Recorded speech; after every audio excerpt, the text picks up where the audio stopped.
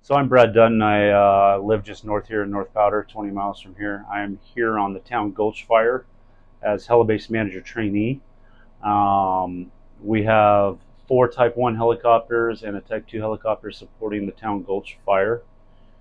And basically, I'm in charge of contacting ASGS, Air Support Group Supervisor, or AOBD, Air Ops Branch Director, and communicating with the ground on the fire based on what their needs are for aircraft, whether that be bucket work, whether that be cargo slings, recons, and anything like that. So Air Attack is normally a fixed wing platform versus our rotor wing platforms that is aerial supervision for a rotor wing, fixed wing over an incident. Once there becomes more than 2 or fixed wings involved, from air tractors to heavy to VLATs, an air attack is required, which air attack is normally the supervision of the helicopters on the fire for safety, communication checks every 15 minutes, and then also works with ground personnel for drops of VLATs, the heavy air tankers or the air tractors, and suppression tactics based on what the needs are on the ground.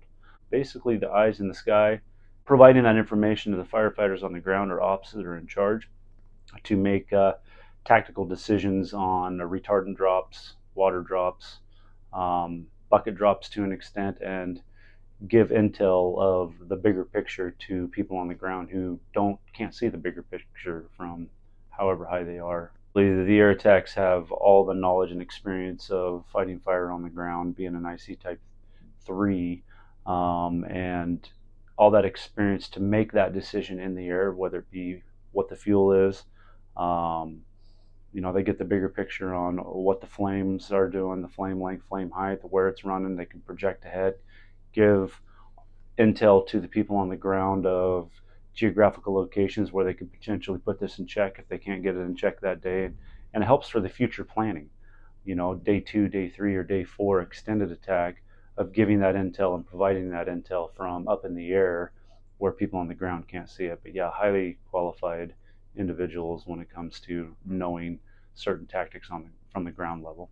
We have 2 Type 1 helicopters with buckets. The one helicopter is 680-gallon bucket, and this K-Max here is 660-gallon buckets. And then we have 2 61s with 500-gallon tanks. And then we got a Type 2 with, I believe it's a 240-gallon bucket.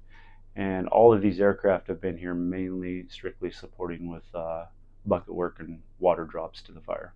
Once you start mixing fixed wing and rotor wing, air attacks got to be on there, specifically when it comes to getting heavies or VLAT air tankers to drop on that incident.